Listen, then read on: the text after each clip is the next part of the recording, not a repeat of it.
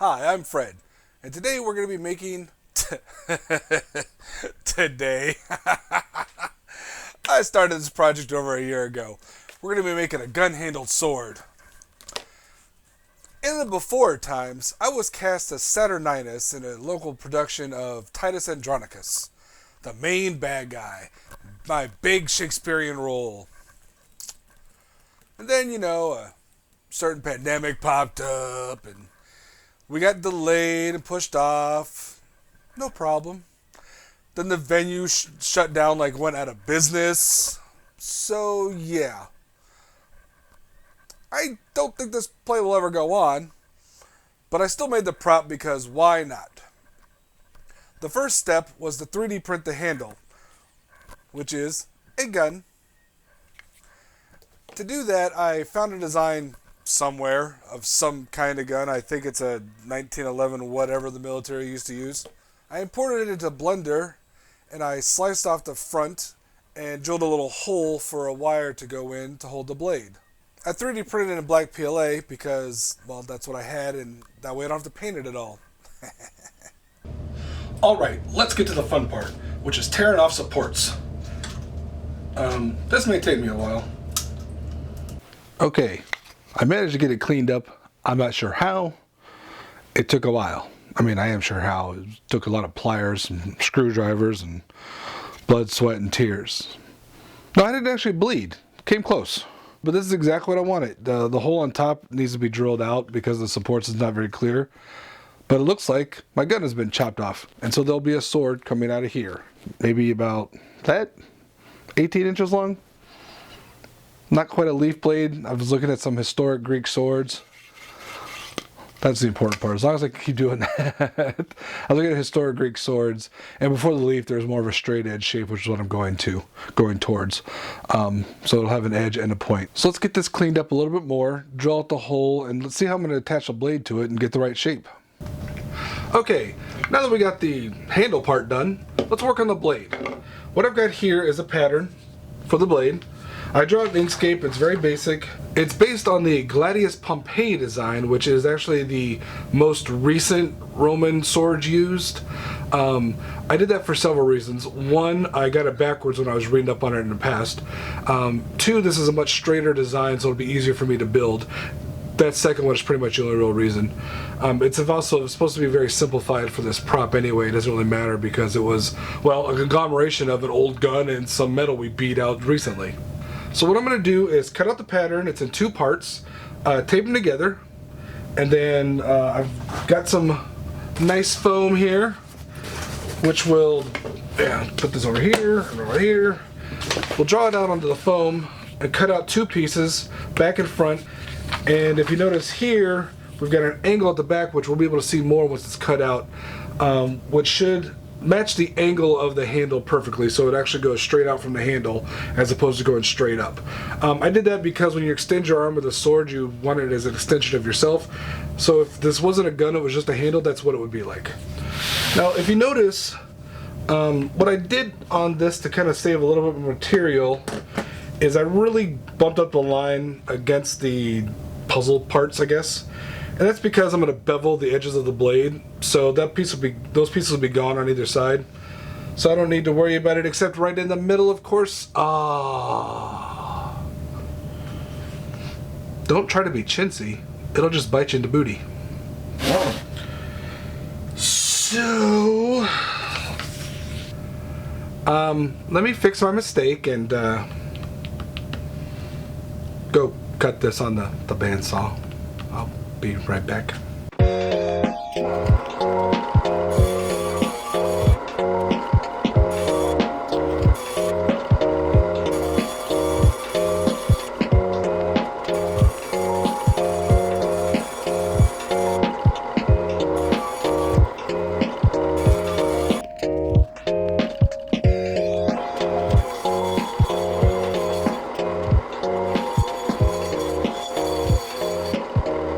Several months have passed, and I finally worked on my sword again. So what I have is, thanks to Odin Makes, I saw a good way to cut the groove in for the metal rod. And that was just using the normal cutting blade on a Dremel. the weird spiral one. And so now I'm going to grab some barge, glue these in like that on either side, and then cut it off to length and shove it in here. And then I can shape the blade and finish it. This video is going to seem like a weird fever dream to anyone watching it all the way through. It's months after the last segment. I have shaped my blade on the bandsaw. I actually just put it at a really steep angle and went zzz on all four sides. When I got to a side where I already cut, I used a piece of foam to back it, the piece I'd cut off, and just threw it through there. Then I sanded it up a bit, hit it with a heat gun to seal it. And now we're going to cover it with some aluminum tape. So what I'm actually going to do is start by wrapping tape around the edges and then do a final piece over the top. And that should give us a pretty good look. So the first thing I've done is just cover the tip a little bit. So I cut the length, just kind of measured up against the length here. Get out of my way, tape. And then we just undo the tape. Now the thing about this stuff is that it will quickly get away from you. So I'm going to try to install as I go. If I was going to do this, let's say as a close-up prop, I would use paint. You won't get the shiny effect that you get here, but then again, you probably don't want one. Try to figure out how I want to do the tip so I get it covered a little bit more, but also don't have a lot of weird seams on it. I think what I'll do is I'm going to cover a little bit on the tip itself. I'm going to bring each side up to the almost to the very tip of it, fold over the edges, and that'll be the first one. On the second one, I'll actually cut it off at the corners, just so that seam is running down the blade. It'll actually make it look sharper if anyone's looking. They probably won't be. Okay, so now we need to coat the blade and the handle to make them a little nicer or less nice. We're going to make the blade look a little bit more like bronze, and the handle we're going to kind of do a little bit of a dry brush silver technique to just kind of make it look aged and like the blackening of the gun wore off. I do have this luster powder, which I left in the garage for a couple seasons and now doesn't work very well. I have some ideas on how to revitalize that. No worries. For the dry brush technique, what I've figured out is I've got a silver paint marker, and I just draw a little bit on a piece of paper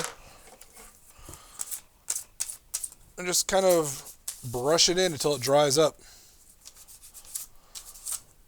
In fact, on this end, I'm just going to color it in because it will look like cut off metal.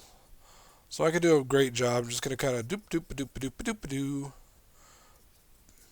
Cut off metal, la la la la la. Totally realistic. This is exactly what would happen. Kind of burnish it in.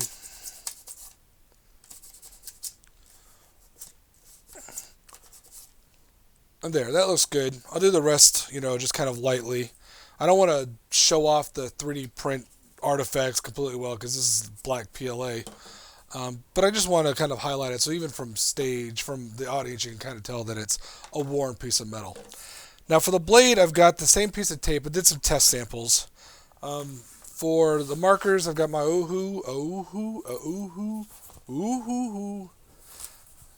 alcohol markers, marker pens. Thank you, Jazza, for the recommendation. They're really good. So I cut out samples of the same aluminum tape, put it on paper, and just started grabbing colors I thought looked right. You can see I did a bunch here. I had picked one out, and then decided, that was last night, I decided today, walking through, just like, that's not quite right. So I want a darker one, so it looks a little bit more brown. I did a sample here where I scratched the surface with some sandpaper and did them both just to see what I like. And I kind of want in between the sandpaper and the plane. I'm just going to scuff both sides of the blade, hit it with a marker, let it dry, and it's fine. You can see it doesn't rub off. I was actually kind of surprised. That's why I started doing the test. Otherwise, I would have left it aluminum. What do I care? So let me get that stuff done. We'll see how it looks. Let's assemble this sucker. Now, what I would use is epoxy if my epoxy hadn't dried out because it's old. So I'm going to try a little bit of super glue and hot glue and hope for the best. And later on, if blade flies out of the handle, well, then I'll go back and get epoxy. This is gel. Liquid would probably be better to get down in there, but the gel should smush fine. Smush, smush, smush. I cut a hole into it to allow for this, but I had to drill it out so it's kind of wider than maybe I want it. And then I'm going to put hot glue right over the top so it smushes in. And maybe we'll use a little bit later on as kind of a weld as well.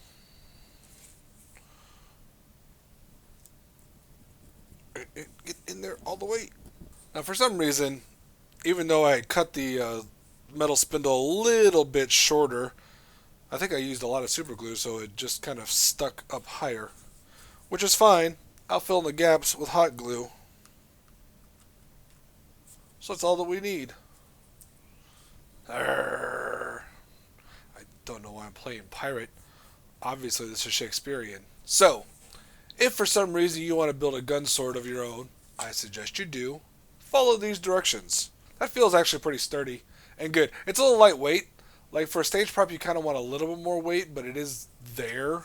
This is the gun sword. The sword gun. A gun-handled sword. Probably more apt. Onwards and upwards. Thank you for watching. I'll catch y'all later.